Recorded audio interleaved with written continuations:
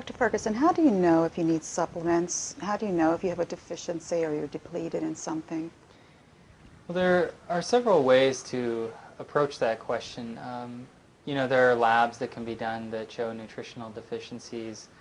There are symptoms and signs that show nutritional deficiencies that, say, a trained professional can pick up. But in general, for most people, just look at the food we're eating. If you're not eating foods that have, say, any magnesium in it, then you're probably going to be magnesium deficient. And looking at America in general, we have some deficiencies.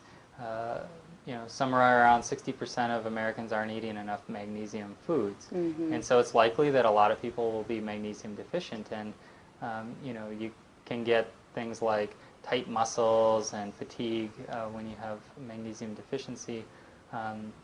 Start to get arrhythmias, things like that. And, so there's signs and symptoms that can tell you. But, our food isn't what it used to be. The nutritional value of food, if you look at studies from the 1950s compared to the studies now looking at our food, the nutritional value of food has gone way down.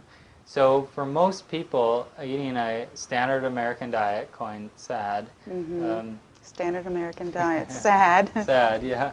So for most people, something like a multivitamin, multimineral is a good idea because our food just doesn't have the nutritional value it used to, and we're eating a lot of processed foods that whatever nutritional value was there was bleached out or etc.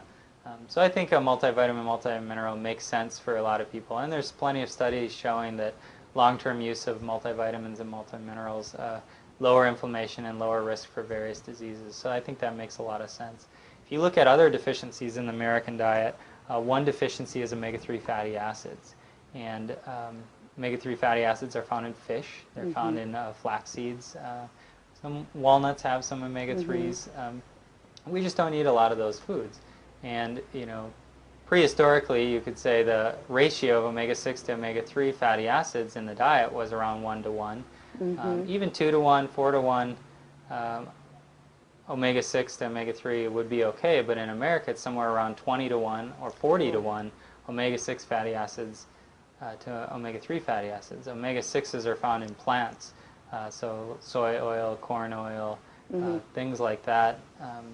And so, we have a deficiency as a culture in omega-3 fatty acids. So but we get plenty of the sixes. We get plenty of the sixes. So, it seems to me to make sense for most people to supplement, to either start eating more fish or to supplement with a fish oil. I don't tend to make recommendations that everybody should be on this because I'm a physician and recognize that there's always contraindications. Right. If someone's on a blood thinner, fish oil may affect that and make their blood more thin. Now, it may not, but you have to determine that on an individual basis. But I think a multivitamin, multimineral, and a fish oil is a pretty safe thing for most people because it helps with the deficiencies that run in America. Another one that seems to be out of balance is Americans get a lot of salt, a lot of sodium, but very little potassium. And potassium is found in fruits and vegetables. Surprise, surprise, we're not eating a lot of fruits and vegetables, so the sodium-potassium ratio is kind of off. Now, the body regulates potassium very well, so it takes whatever's there and will give you your blood levels, normal levels, because it keeps the standard amount in the blood, but that doesn't mean you're necessarily getting enough. So, people should eat more fruits and vegetables. I've seen a lot of people promoting potassium supplements, but I don't think that's the way to go because, you can get a lot more potassium in a food than you can in a supplement. And the reason is because too much potassium has potential to cause some problems. And so there's a law saying that you can't have more than 99 milligrams of potassium in a supplement.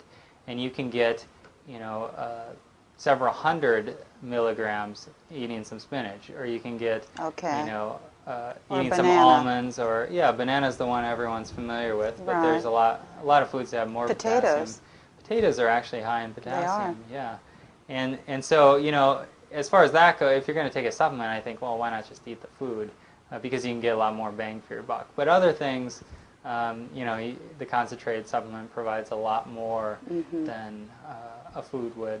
Um, So that's a good way to build a basic supplement program. yeah, Multivitamin, multimineral. if you want to start building your Omegas. basic supplement program, you first want to think, what are the basics of health? Am I getting enough of essential nutrients, essential fatty acids, essential proteins?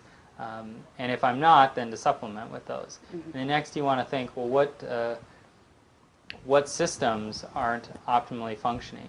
If I have a lot of indigestion, maybe I'll think about a digestive enzyme.